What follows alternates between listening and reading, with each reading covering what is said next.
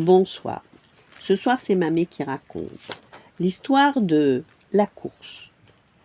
Bonjour, jeune prince, dit Pampan en saluant son nouvel ami par une belle journée d'hiver. Bonjour, Pampan. J'ai eu une idée formidable, Bambi. Si nous faisions la course, celui qui arrive le premier au pied du grand pin est le vainqueur. Ce serait un peu idiot de faire la course tous les deux, protesta Bambi. Ah bon? Et pourquoi? S'étonna Pampan. Parce que je serai sûrement le vainqueur. Et qu'est-ce qui te fait dire ça? Le défia Pampan en bombant le torse. Je suis plus grand et plus fort que toi, dit Bambi. Alors, puisque tu es certain de gagner, pourquoi ne pas faire la course? Bambi réfléchit quelques instants. Il ne voulait pas contrarier son meilleur ami.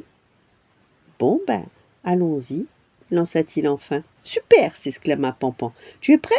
Prêt, répéta Bambi. On y va, dit Pampan, en s'accroupissant sur ses pattes de derrière. Bambi l'imita aussitôt. À vos marques, prêts, partez, cria Pampan, et ils s'élancèrent à toute vitesse.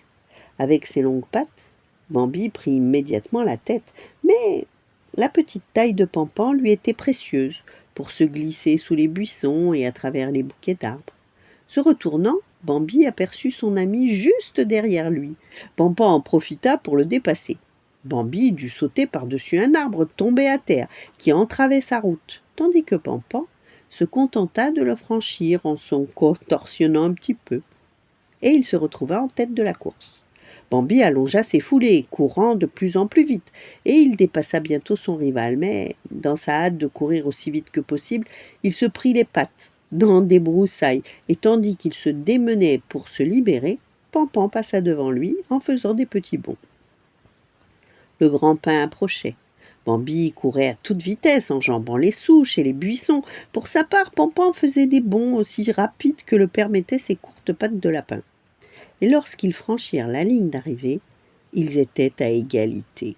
Tu vois, clama Pampan, hors d'haleine, les petits se débrouillent très bien. Tu as absolument raison, approuva Bambi à bout de souffle lui aussi. Nos deux vainqueurs se laissèrent tomber sur l'herbe fraîche afin de reprendre leur respiration. Voilà, bonne nuit, faites de beaux rêves et à demain.